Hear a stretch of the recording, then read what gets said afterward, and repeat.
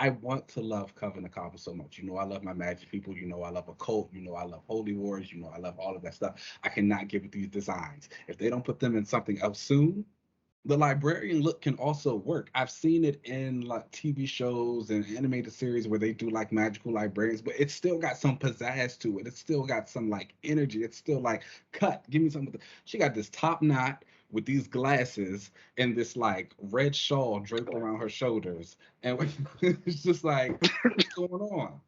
What's going on? At least do something special with your glasses. I don't know, like make a just give me something. The design's not hitting. But I will say though, despite all of that,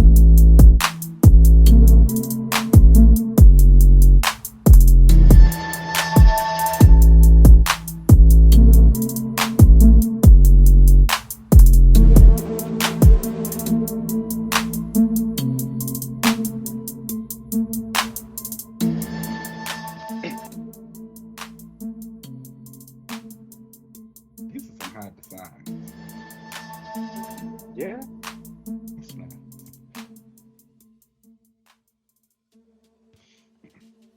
All right. Welcome back, everyone, to another relaunch. We're your hosts. I am the child of A and Genesis, and one of the original horsemen of the apocalypse, Famine. Oh, okay. And I am Max Dillon, aka Electro, Spider-Man boy. Oh, I was like, who is that? King. King Electro, played by Jamie Like, Foxx this recently. Fun plain fact about him, Jane. he is so powerful that Magneto tried to recruit him into the Brotherhood of Villains because he thought he was a mutant back in the day. Oh, that is a fun fact. I didn't know that. Isn't it always Yep. crazy how like many super villains, heroes that Marvel has kind of played with the whole mutant, non-mutant thing? Like they give it to them because Yeah. they didn't know how else to explain their powers, but then we realize like, oh, if we make this person a mutant, we'll probably have to send them to the X-Men, and we don't actually want to send them to the X-Men, so we got to retcon that real quick. They did it with Sam in his miniseries. A Sentinel was chasing him because they thought he was a mutant. They play with Cloak and Dagger's lives all the time. They That's can't all the time. Who knows what they are? Wiccan, they love riding the fence with him as well, even though we know that he is. So that's fine. You say so. Yeah. If you say so. How are you? I'm doing well. The Canadian wildfires are still happening, so we're still getting some of that smoggy, like hazy air that's been billowing down. And so that's been kind of interesting. I stepped outside one day and I forgot to have my mask on. And man, I like ran back in because I was like, oh, it stinks. Oh no. My throat was Oh itching. I no. was like, I don't need the mutant powers to activate this way. Do Oh something no. else. Do something That's not the else. kind of stress you need. But other than that, it's been really good. Watching TV. My good reality shows were coming out. Do you watch um, Summer House Martha's Vineyard? No, I've never heard of this show. Well, you should download the Bravo app or go onto Bravo. If you have Peacock, It's a Bravo show. if you Okay. have Peacock as well, you can go on there. It's 8 episodes. Okay. It's about like a group of friends who go to Martha's Vineyard for 2 weeks and just like their interactions. It's Oh, hosted by fun. this Are they married getting couple. drunk? Yeah, at times they absolutely. And honestly, I'm not gonna lie to you. The group is probably like one of the worst group of friends you'll ever see on television, like ever. They're awful people, but it's so entertaining to watch, and it's just like a really good show to sit back and do. So I highly recommend you get into that. Okay. Maybe I might tap in. A lot of the reality shows right now are pretty much the only things that are going to be filming since they Yeah, don't require a script. yeah. So, And so a um, little history. The first writer's strike is actually what spearheaded a big chunk of reality TV shows and coming out like that. It's what kind of started the Housewives. And mhm, so with this new writer's strike, Kardashians. while I am ready for them to like reach a conclusion and give the writers what they deserve and get back into the studios, if we get a new little boost of reality TV shows, I don't know, it might work. I'm not gonna be We mad. should have a reality TV show. That would be great. I don't know if I want Would you people do to it? see how I really act. And so here's my thing about reality show. I've always told like anybody who I've dated in the past when we talk about reality, obviously I watch a lot of reality TV. We always have this discussion. Would you go on it? Would you bring your like relationship on it? And it's like, baby, if I ever take a man on a reality TV show, we got to be like ironclad. I don't want to Yes. hear nothing. Don't have me on this TV cussing you out looking crazy.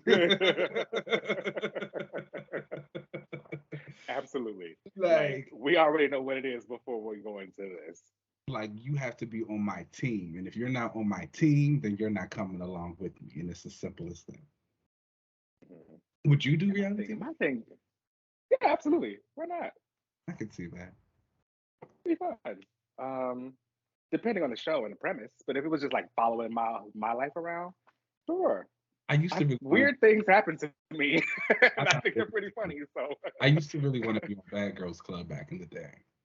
Oh, you were one of those girls. Oh my gosh! So Oh no. They got the baddies going on, and so like a couple of weeks ago they had the baddies auditions here in DC. Tokyo Tony was there because she's a DC girl as well. Why did my little brother text me, and he's like, sends me a text message? He's like, I know you sitting at home watching baddies, heard about the auditions going on. I just want to let you know, don't do it. I'm sure he probably thought you was already in line. Honestly, I felt a little bad because I saw some videos online afterwards, and they looked like they were having such a good time, and I was like, I should have went. Just to like, they was in there dancing. All that fighting. Like inside when they were in the waiting room, they were together. It was sisterhood. They was like having twerk competitions. They was like jumping on each other. It was fun. It was laughs. They was taking shots. It was when they got in front of Tony and Natalie and all of them that they started acting crazy. And it's like, when you think about it, you going on here, you fighting all these girls, you're not even gonna make it on the show. But sometimes you see an op and you gotta act. So thank you. See, and that's why you wanted to go on shows like that. When I was younger, I wanted to go on Amazing Race. You also want to go on like a lot of the challenge type shows. I love Test of Endurance, so yeah. Like I really want to go on Wipeout. If I really think I can do the big balls, like the red ones that you got to jump on. I feel like I watched. I know exactly how to do it. I know how to get through that. Did you ever watch Endurance? It came on when we were kids. It was like Survivor the Challenge type of situation. I really want to go in there. And those kids used to be a mess. They used to divide them up into teams, like color shirts and all that, and they used to go at it. I want to do that. And obviously, I want to do Gladiator. Gladiator was classic. I absolutely would want to do that. That was a good one. And a couple fun ones, too. I love Supermarket Sweep and classic Family Feud. I have some friends that are in production who can probably get you on one of those if you come out here. So, period. Let me. I'll let you know. Yeah. But you know what? Let's go ahead and get into the updates of the week. And not too much going on. Again, y'all know strike happening right now. It was actually extended recently to last at least until the 12th, so they can continue having negotiations. So it looks like, in my opinion, probably through the summer. I'm expecting this to go at least until August, maybe at latest like Labor Day. But that pushes a lot of things back. Hopefully, a lot of these studios had some things, in the pipeline that they can just kind of ship out to places to kind of fill the time. Otherwise, it's going to be a lot of reality TV. But we did get some casting news that David Corenswet and Rachel Brosnahan have been cast as Clark Kent and Lois Lane. And as you guys all know, I had already said that a while ago that David Corenswet was my fan cast for Superman. So, maybe I should get into the business of of casting or something. I see the vision. I had never really thought about Lois Lane myself, but I think of the actresses who were up for that role, Rachel was obvious. Yeah. Once they did the little announcement about everyone who was casting together, I literally looked at the David boy and was like, oh, he's got the look. And I looked at it and I was like, oh, she's going to get it no matter what. I don't know if you've ever watched The Marvelous Miss Maisel. Amazing show. Highly recommended to anyone who's never seen it before. Perfect. But Rachel eats. And the energy that she gives to Maisel, you can absolutely see that in Lois. And I think someone actually found a clip of her doing some interview. She was on a show and she was saying that she looked up to Lois when she was a little girl. She was like, I thought she was this really cool, no nonsense reporter who did what she wanted. She wasn't defined by a man. And she said, if I ever got the chance to play her, I would jump at that. So manifest. Oh, I love that. Same thing happened with David Corenswet. I think back in 2019, someone asked him about like a dream role, and he said, at that point in 2019, he said, I loved seeing the more dark and gritty take that is being done by Henry Cavill, but I would love to play Superman and do like a really cool, bright take. And look, Henry Cavill, you lost like horribly. I've never yeah, seen a man fumble so many things at one time in my life. Like it's just, and I feel a little bad for him because it wasn't completely his fault. And no, no. but man, so sad. He only had one Superman movie that came out over a decade ago. That's crazy. And like people hated it. That is wild. That's wild. And I mean, he could have been more, but And it was sad whatever. because We really, get to move again, I on. think we've said it before multiple times, but it's like he really just wanted to play Superman. He did not want to do anything else. He would say, like, Yeah, he continues to say, I will stop everything just to let he me play did. Superman and like be a He did. happy, fun Superman. And then he did. And then they were like, never mind. And now he couldn't get his job back in that He was show with that like, magic girl. they said, oh, you want to be Superman. What's it going to be about? What a shame. Okay, we also did learn that Secret Invasion, the first episode, drew in 994,000 domestic views in the first 5 days of release, according to Samba TV, making it the second lowest viewed MCU Disney Plus show. And I feel like that tracks because I didn't see a lot of hype about the show. However, I think this type of show, because it's like an espionage kind of thing, so it already has like a slow burn to it. Um, the word of mouth will help boost the views as things kind of happen in the show. Obviously, people finding out that Maria Hill got killed in the first episode, you know, might help people come back and say, okay, well, what's going on as we go further? Are these kind of the numbers you expected from the first week? I guess. I don't know. I think it's kind of hard to gauge numbers in the like binging, streaming media world. I understand second lowest viewing. Again, I do think, like you said, that it being an espionage show with slow burn, a lot of people aren't going to tune into it right away. It's not too much happening. Again, it wasn't really too much to talk about if you unless you were going to spoil Maria. This second episode, which we'll talk about later, had like a little bit more exciting stuff, but still, it's like not too much going on, and it's not like really big huge mysteries that you're trying to figure out, like with WandaVision. It's not the big spectacle of, I guess, their quote unquote Loki? effects that you'd see in like Loki or something like Moon Knight. And it's not Kamala, a really unpopular hero. It's not the comedy of She-Hulk. It's something that's very kind of quiet, high stakes. The scrolls, I think people are still trying to figure out what's going on with that. And you don't really have, while people like Nick Fury, I don't think he has like the draw, like as if Captain America or like Hawkeye or somebody was in the show. You know what I'm saying? So again, we'll see. I think by the end it'll be really good. But yeah, we'll see. Yeah, I think just I giving it like a little bit more time. I think is we'll see. It's all right, but we'll talk about that episode later it. today. But let's go ahead and take a break, and then we'll come right back. Cool.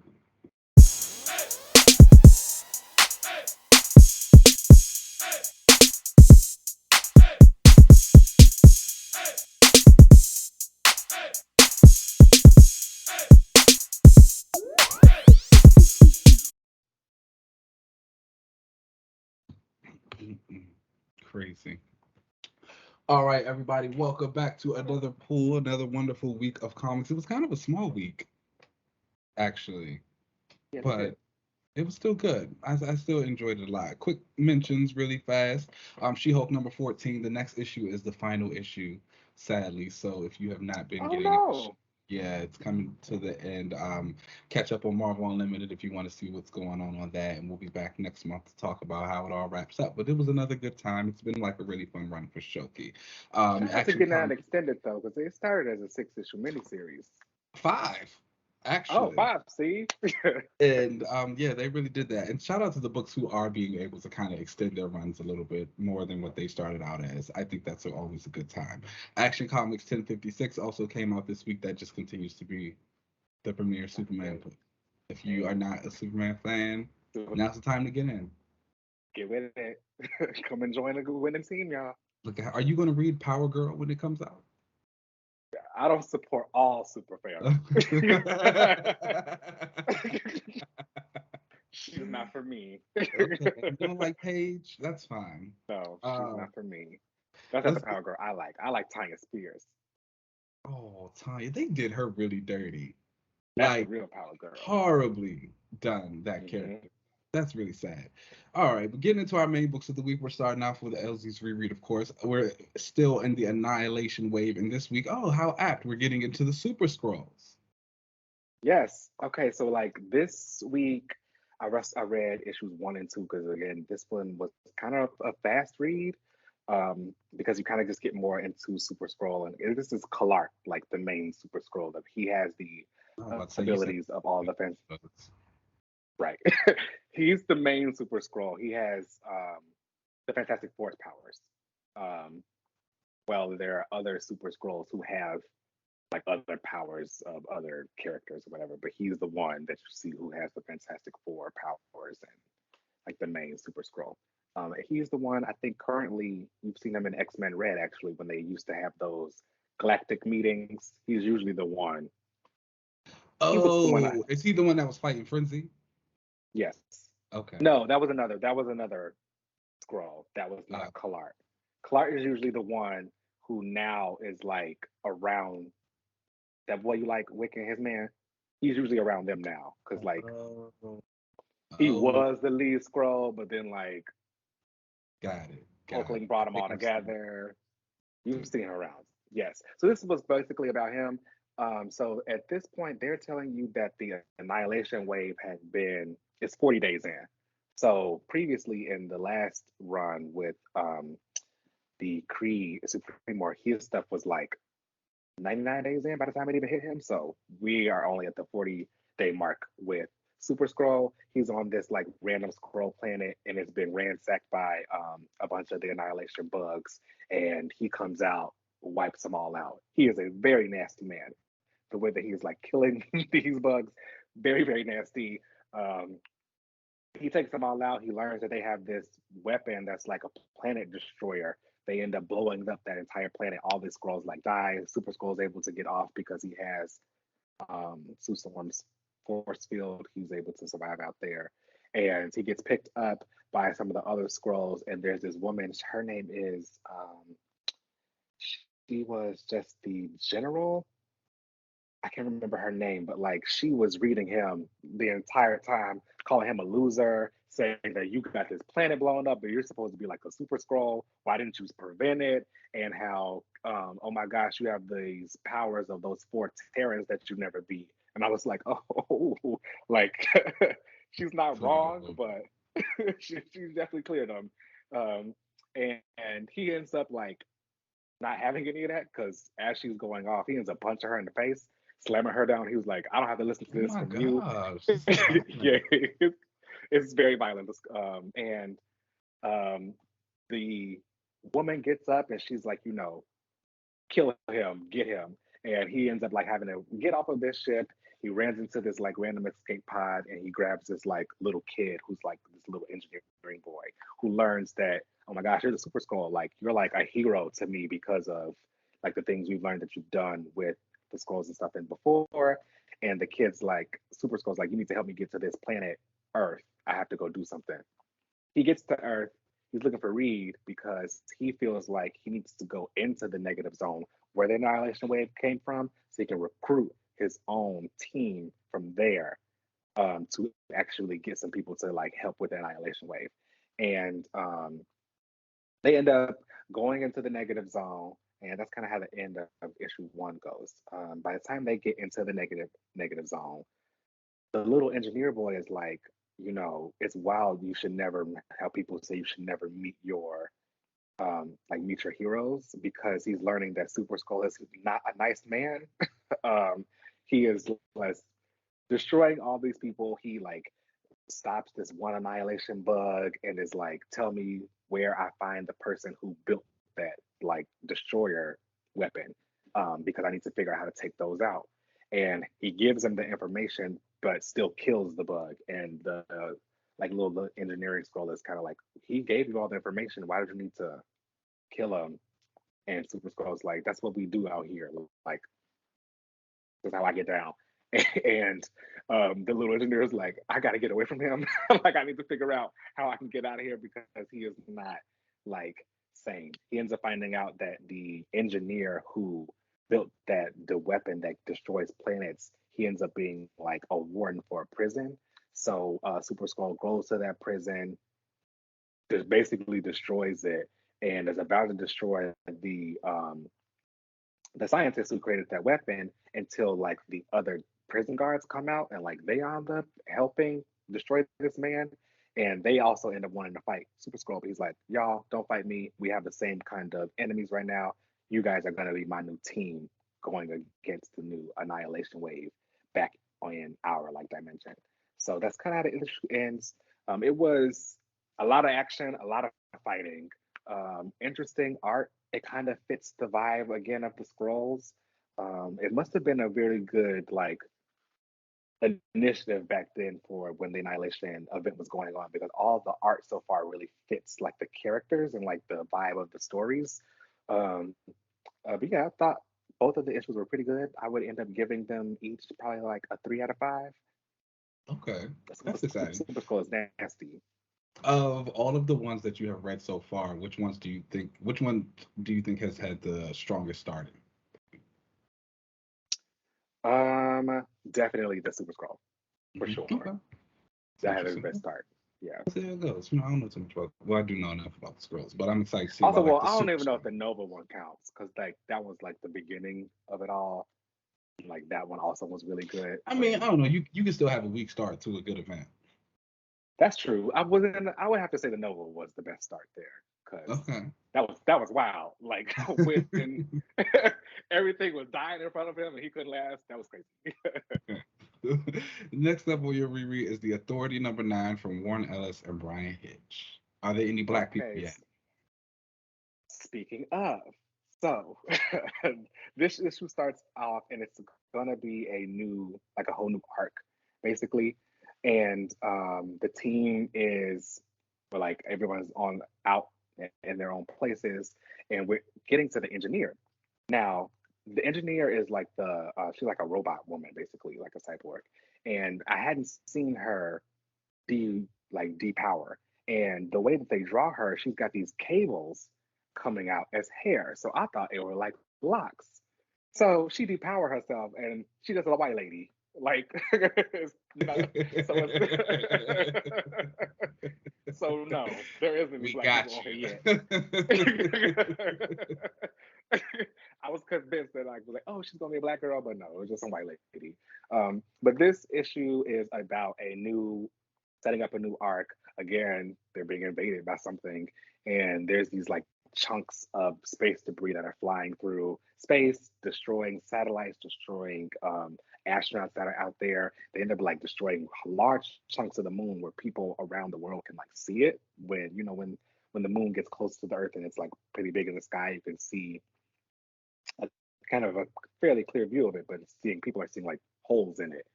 And while this is all going on, all of the other members are gonna like having their downtime until the doctor, who is like the magic user on the team, he has this like kind of avatar, the last airbender kind of thing, where he can like speak with his past in this like doctor state. And he is speaking with all of them about how it's interesting that this is like kind of dating itself because it's supposed to be December 1999, and a lot of them are all talking about like Y2K and the new millennium. And he's having this talk with his past spirits about I'm entering the new millennium, and this is going to be a new moment for us. And it's wild that this is so long ago now. And I remember like the whole Y2K thing back then, how that was like a big moment for everybody. Midnight was afraid. The end, baby. All technology. What happened? We're not sleep there. But yeah, he ends up having this like moment with his past selves, and they are talking to him about how like um we didn't like inherit this earth. I'm sorry, like we inherited this earth, we don't own it. And basically, like these people who actually do own Earth are like coming back. I thought their ships look weird. They look like flying turds. It was like it was weird. Flying turds. Yeah, y'all will see in the art like that I'm gonna put up on here, but it looked really weird. But the doctor is like ends up telling the team like, oh my gosh, like the owners of Earth are coming back for it. That's who's coming for us. So the next issue, it seems like, is when we'll find out like what is going on. I might have to read more of these like a couple issues in too, because I wanted to see what happened. I was about to say, you was like, oh, I need to get to the next one. You know, that's like a Yeah, good show when you watching something and you like, I'm only gonna watch one more episode, and then you get to the end, and it's like, well, damn, now I gotta watch the next three. exactly. I feel it. Because I should have kept going. What would you rate this Uh, issue? I would give this issue probably a 3.5 out of 5. It was still like more setup for what like what's to come. I'm excited to see what's to come because I know things seem to like invade a lot in, in this run, and everyone gets to kind of go out there and do their thing and show who they are and like show themselves as a team. So I'm excited to see that. That's always a good thing. All right.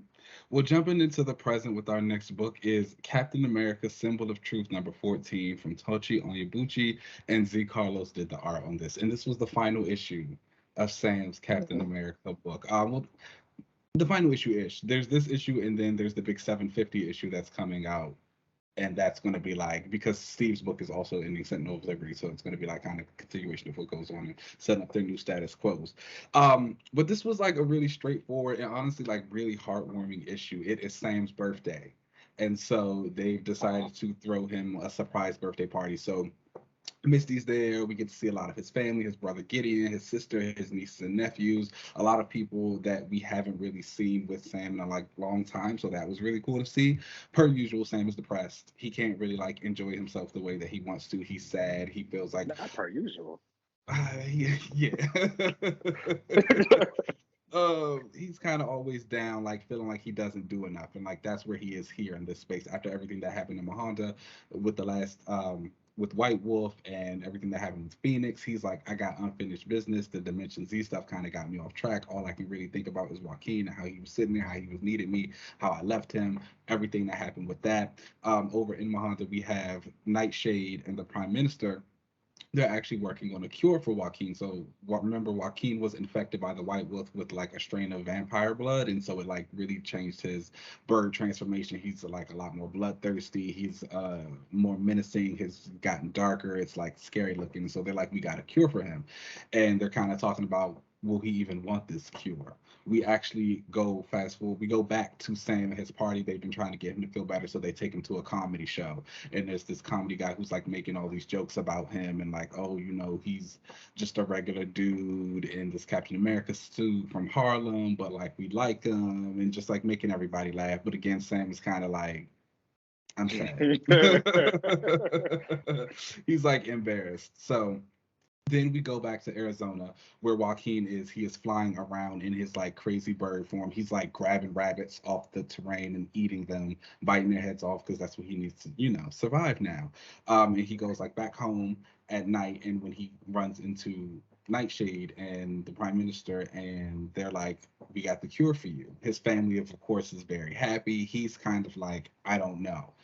He's saying he has everything under control. He's learning to live with it. The bloodlust isn't as bad. Mostly he's scared because he's saying, you know, this is supposed to cure me of this affliction, but it's also going to affect my powers. Am I going to lose my connection to Red Wing? Am I going to lose my wings altogether?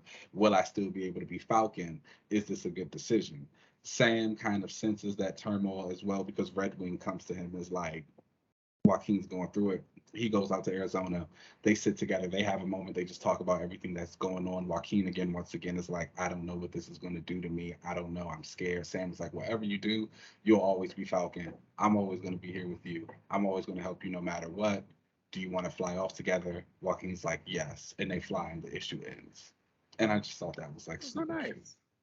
And at the end, there's a little letter from the writer just talking about like writing Sam and how much it's meant to him and everything about that. And this was just a really cute send off issue. Again, it was pretty straightforward. We're probably going to see what choice Joaquin made in 750 and what goes on next. But I thought this was really great. Joaquin has been like probably my favorite of all of the new supporting cast that Sam has gained. You know, Ray Sean tried to come in as Patriot. I also like Demolition Man when he comes in and he plays like the operations manager type of role. Misty's always great, but like Joaquin was Sam's first like real sidekick, and watching their relationship and like how it's grown and like where they are now was great. And again, Joaquin did get a pretty raw deal pretty early on after he got turned, and we haven't seen too much of him since. So this was like a nice to return to him and like get that and see that him and Sam still kind of visit each other and do all of those good things that he's there when he needs him to be. Sam is a social worker. He loves kids. You're gonna see him look after the kids. So I think that's always great. But all in all, really good. I thought I would have loved for RB Silva to kind of finish off this book since he was the artist that started, but Z Carlos did a really good job here. I would give this issue a strong 4 out of 5. I Oh really liked wow. it. Yeah, I really liked it. I'm really sad it's going to end. I'm really sad that he doesn't really seem to have a book after this either, but also, all of my faves, unfortunately, their books are ending soon. I would love for them to link up for a new Secret Adventures Ooh. because I'm all Could about be. that. And it's like Sam, Jennifer, Mark, Betsy. Now that Carol's book, Jessica's free again, so we can pull her into the world. Like, let's do it, you know? And that's that. Pick it up, like Sam. And our final book of the week is Heralds of the Apocalypse. This is After the Fall from Al Ewing, and we had a few artists, Luca Pizzari, Stefano Landini, and Raphael Pimento. And this is all about Apocalypse. We're gearing up into Fall of X for the X-Men. Are you excited for Fall of X? No. Okay. Primarily because I feel like we barely got any of Krakoa. So Well, it's that's already true. over. It might Like, not be over. It might be transitioning to a different state. hope so. I hope it's not over because I would still like to see more of it. I feel like it can't end because we haven't gotten a proper X Club book, and I just don't feel like you can really have Krakoa with X Club. It's like doesn't make sense. But nonetheless, we'll get to this issue. So as we all know, at the end of X of Swords, oh my gosh, X of Swords was so long ago. Yes. When you think about it, wow, at the end of Apocalypse has been gone for a long time. I'm sorry, that just like really hit me really hard That's now. 3 years. Yeah. So at the end of X of Swords, Apocalypse chose to go with Genesis to return to Amuth with his children, and this book is basically giving us everything that has been going on in that entire time. It is extremely straightforward. It is Apocalypse and Genesis discussing their ideologies, the history of Okara, how Genesis has always kind of been a nasty lady wearing the Annihilation Nasty. helmet. Like just a nasty lady. Oh, Just a nasty I lady. think she's a Um, realist. I don't know. I feel like if we're at a time of peace and you looking over at everybody like this ain't right, and you just start war, it might be something Yeah, wrong get with y'all you. asses Uh, up. No, let us live our lives happily. But nonetheless, we get a lot of backstory, and then we see a lot of like just how I think the most interesting thing about this issue, obviously, is like Apocalypse and how his ideology and his evolution of his philosophies has changed. We have always known Apocalypse to be stronger, survival of the fittest, the strongest will survive, and where that mantra came from was expanded on in X of Swords and all of the history that's come along with the Krakoan era. And here we have seen the next step of that. He's no longer like, everything's got to die. I'm no longer Apocalypse. I'm not just a mage. I am a mutant. I am about revelation. This is what I believe now. This is where we should kind of be going towards. And Genesis is like, no, Like, actually, come on. I want to fight. I want to make war. That's all I really know. That's all I really do. While they're discussing all of these things, Apocalypse is telling the people, I've kind of been keeping track of Krakoa. I know what's been going on. They've had challenges, but they're going good. Who pops up? But Miss Mariana Stern herself, the nastiest lady that you will ever meet. She is from Coven Kaba. And let me tell you something. I want to love Coven Kaba so much. I love my magic people. I love occult. I love holy wars. I love all of that stuff. I cannot get with these designs. If they don't put them in something else soon, I cannot deal with these like red robes over this like librarian suit that she's got on. space people know how to dress. We give you hot designs, I'm something not new. gonna go that Look far, like look like but look like the magic people give you robes from the dusty robes from the back and a she librarian. like literally pulled the, and like my thing is like the librarian look can also work. I've seen it in like TV shows and animated series where they do like magical librarians, but it's still got some pizzazz to it. It's still got some like energy. It's still like cut. Give me some of the. She got this top knot with these glasses and this like red shawl draped around her Glasses. shoulders, and it's just like what's going on? Where like what's going on? At least do something special with your glasses. I don't know, like make a just give me something. The design's not hitting. And but I will say though, despite all of that, this is probably like the coolest I have ever seen Mariana look. The entrance that she pops up in when she blows up Apocalypse spot with like the tarot cards flying around her and she's got the orb and she's like, he's lying. This is actually what's happened. Arako's She's dead, fancy. like these people have gone peace, all these people have died, this is what's going on, blah blah blah. Okay, once again, the division is caused between Genesis and A. He shows up, he has these Okaran seed gates, which I'm like really interested to learn more about. He talks about how they have a lot of magical energy in them.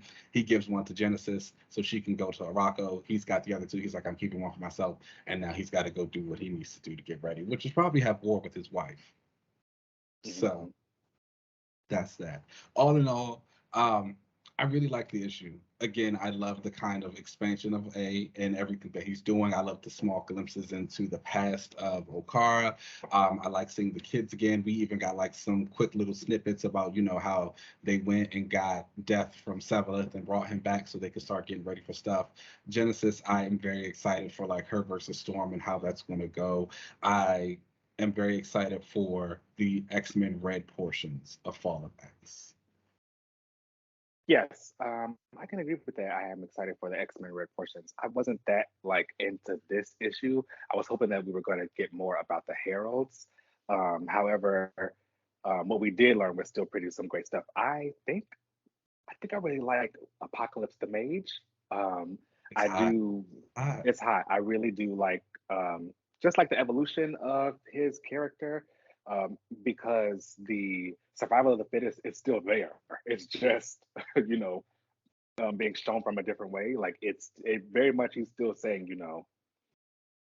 everybody still has to be tested, but it should be tested as a way to get to peace and not to like always be in a constant state of being tested. But Genesis doesn't really agree, and I was kind of on his side though when they were fighting, and she basically tells him that when the helm first came and basically was saying I can stop all this fighting if you just ask for me to stop. And she said no, and Apocalypse is like, we could have had peace already if you just said something. I was kind of on Nasty his side because lady. sometimes you just got to speak up. That's not how much she wanted to do. But Nasty. that's another thing I also do like. I Selfish do also. like that they're always still together. I like that they may see things differently, but they are still a unit. Yeah, she was very much like, you my man, but you wrong. So she stabs him. So she stabs him. The I sword fight was also also like the reiteration of Apocalypse's powers being him being able to control all of his molecules. the the scene where they show him like protecting the kids by putting them inside himself. That was like really cute, I thought, and cool. Yeah. But yeah, and also this kind of has furthered my belief. I haven't said this to a lot of people, but like I'm really into the idea of like Headmaster Apocalypse starting his like magic school or something like that. I have a little like relaunch I'm working on with it. I'm not going. We can get there when we get there. Okay. But so I'm excited to kind of see if that like continues on and like how we'll further mutant magic and like what goes on with that. Again, I'm really excited to see what happens with these Okaran gates and like exactly what that's going to do. If that might be something we need because of Fall of X, something might happen to Golden Gates. So we need a new way to travel around, how that'll tie in. I can't wait for him to come back. I can't wait to see who he brings with him, who he's going to get. His little monster thing was cool. I like that they brought back some of the summoners. It's hot. Everything about Apocalypse is hot. I don't know.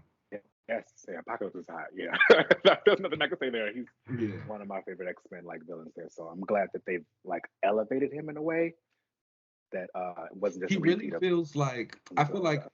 when we look at the X-Men and like the big leaders of like the factions and everything, obviously we've always kind of gone to Professor Xavier and Magneto. And I think House of X, Powers of 10 kind of threw Moira into the mix a little bit as well, just not necessarily in terms of being a leader, but just being an important person. I think this era has also really solidified like why Apocalypse is that other faction that is also very important. And it's made a lot of his previous appearances where he continuously pops up feel a lot more poignant to what he's doing and what he's done. And so it's not, I feel like now it's like, oh, do you go with Xavier?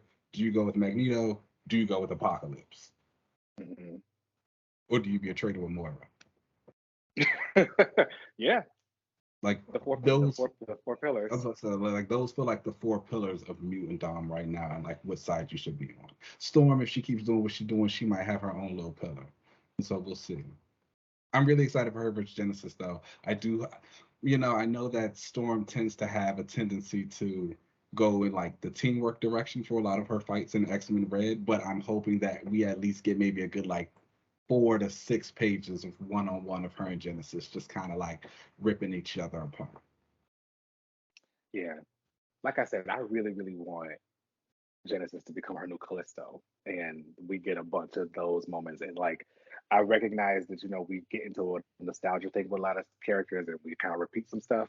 But I hope that like, if we're gonna start repeating something for Storm, I hope that it's her versus Genesis. That becomes like a new thing.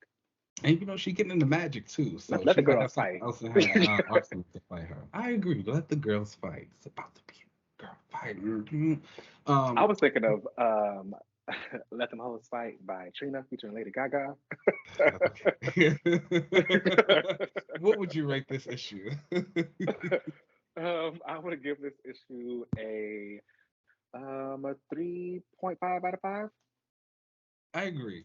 I think it was solid. I think it told the story. Um, I think it did a lot of really good setup for it. I think the art was like consistent throughout, even as it switched. Some of the I did like a little bit more than others, of course, but it was all pretty good. I'm ready. It truly felt like a continuation of the last X-Men Red issue. It's kind of like a prologue to it. Yeah, most definitely. I do hope that whatever happens in the future, though, I also agree. I would like to see a little bit more of the heroes. I personally really like Death, and I really like Famine as well. But I like all of them. The only one I don't really care for is War. She's kind of a flop. But other I than like War much. I like her. that, okay. I like the other. War's around. But all in all, those were our books of the week. Let's go ahead and take a break, and then we'll come on back.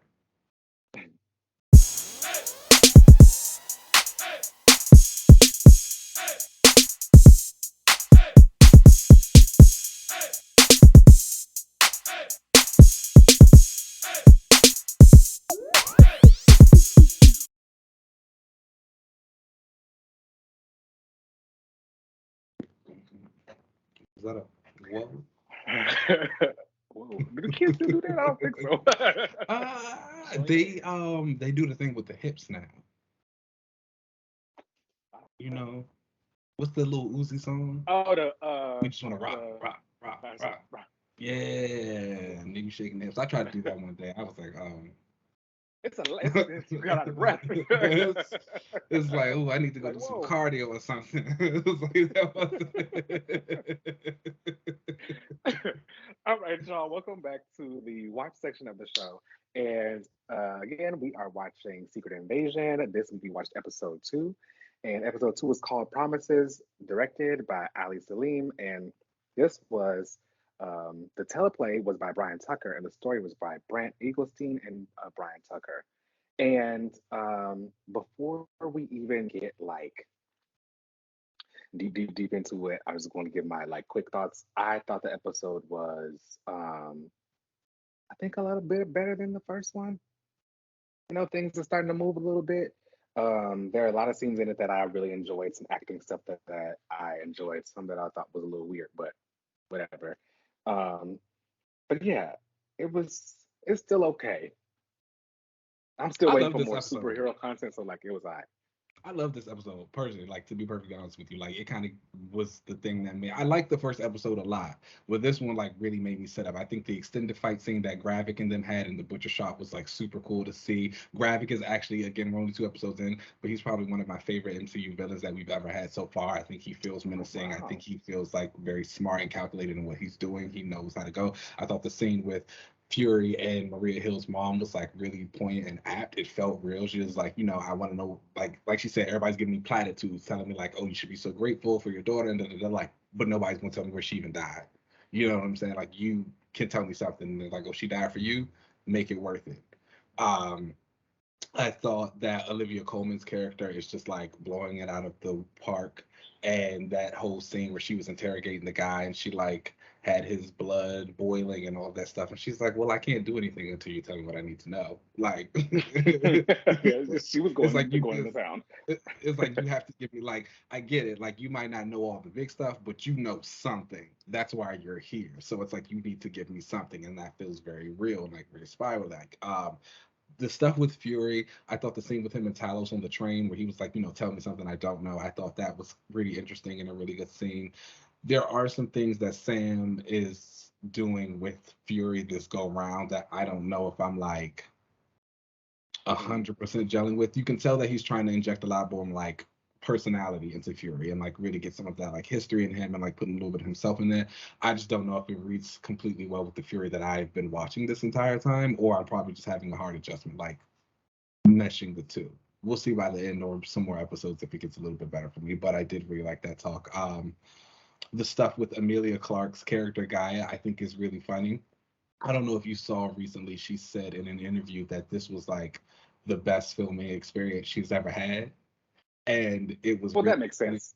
And like, no, it was funny because I was watching the show and I was like, she's not really doing anything.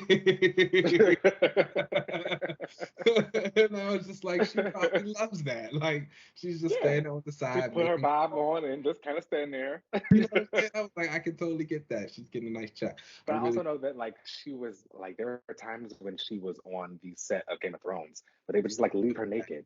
leave her naked and So like Jason Moore had to like threaten to beat people up to get her a towel. So like, yeah, yeah, I'm totally glad she's having like this low stakes experience, and I'm really enjoying the like journey of her character and kind of being like, okay, I'm over here doing this bad thing, but I might be having change of heart, especially since I found out how y'all killed my mama and getting right. into that. So I'm into it. I thought this episode was great. I really liked it a lot. I'm really excited for the third and the rest of the series. Well, let me go ahead and read the synopsis for this episode and see if we can kind of pick some more stuff about it here. So, in 1997, Fury recruits several Skrull refugees, including a young orphan Gravik, whose parents died in that war, in exchange for helping them find a new planet. In the present, Talos reveals to Fury that a million Skrulls are living on Earth. And angry Fury continues alone and meets with Hill's mother. As the US is implicated in the bombing, Gravik meets with the Skrull Council and gains majority support, um, including the news host Chris Stearns and the UK Prime Minister Pamela Lawton, to lead the Skrulls in the new war. Dissenting Councilwoman Shirley Sugar contacts Talos to arrange a meeting between him and Gravik. In London, Fury meets with Colonel James Rhodes to explain the situation, but Rhodes discharges and blames him for the bombing and Hill's death. Falsworth interrogates an imprisoned rebel, Brogan, who reveals that Gravik is behind a machine capable of strengthening the Skrulls with the help from the scientist couple, the Daltons. Gaia discovers that the rebels are experimenting with foreign DNA before accompanying Gravik to kill Brogan. Fury returns home and is met by his wife, Priscilla, who is a Skrull. Two things that just I remember while you were reading that synopsis. One, the Sam, Nick Fury, and James Earl conversation. Clear. Like, I thought that was really great. The intensity, it was a great acting scene. The intensity of the line delivery, the stuff that they talked about, the way they kind of kept going back at each other. Rhodey was kind of eating Fury up. I'm not gonna lie. When they were talking about Yeah, like but we he got to got a watch couple these. stings in there. But he got a couple when Fury was like, we've watched these mediocre men do this, and that. And Rhodey was like, well, it's not just to put mediocre men who do look like me in charge. And it was like, and Fury kind of gagged. It was like, hold on, whoa. So I thought that was cool. But again, I also thought it like still kind of played into the insight of just like Rhodey and the type of character he is. I know we all like to say he's a Republican, he is the Clarence Thomas, and I think like he kind of like played into that a little bit more here. Also, it does not stop me from thinking that he is a Skrull. So Oh my God. Fair, yeah. he He was very well could still be. he was still very more much doing whatever he was doing. But I will say I did like him in the UN meeting when they were like, why isn't the president here and all this other kind of stuff. And he was like, if this girl keeps rolling her eyes at me, I'm gonna put my suit on and I'm gonna bomb her country. It was like, I thought that was really good. This ending, I guess of course we'll have to figure out on the next episode as we go more into it. But I'm interested like with the Skrull wife thing that was going on with Fury. Like, does Yeah. he know that she is a Skrull and she just put that on to like come in? Like, is she lying I to don't think he him? knows. Does he not know? Again, he is this old man. He's out of the business a while. He's not doing good. How has he not picked this up? Like, it's just so many interesting things that I think have been put into play in this episode. Like, the more that we're talking about it, the more excited I get. I really did like it. Yeah, I really enjoyed the Talos and Fury scene when they were in that train car playing that game, and just the way that Talos was acting and really telling him like, you came back from space and you're like you barely even here anymore. You like you weren't even the Fury that we all knew. And I did really appreciate Fury kind of checking him when Talos was like, his hope is that like maybe Skrulls and humans could like work and coexist together. And Fury's like, no, we don't even like each other. And Okay. that also kind of gives you just again more hints at like they're probably going to do with mutants when that kind of comes in to play here. So In 2040. yes, when I will be a fresh 21. Um, um, yeah, I really liked the episode. Again, I liked it a little bit more than the first one.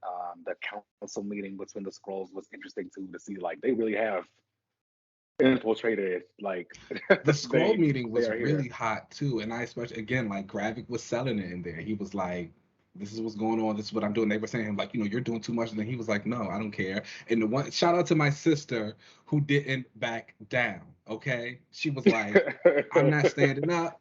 I'm not Mhm. bowing to you. Now what?" And they were like, "Well, you can She go," did. and she left. So shout And out to left her. the snitch. Okay, she called somebody, was like, hold on.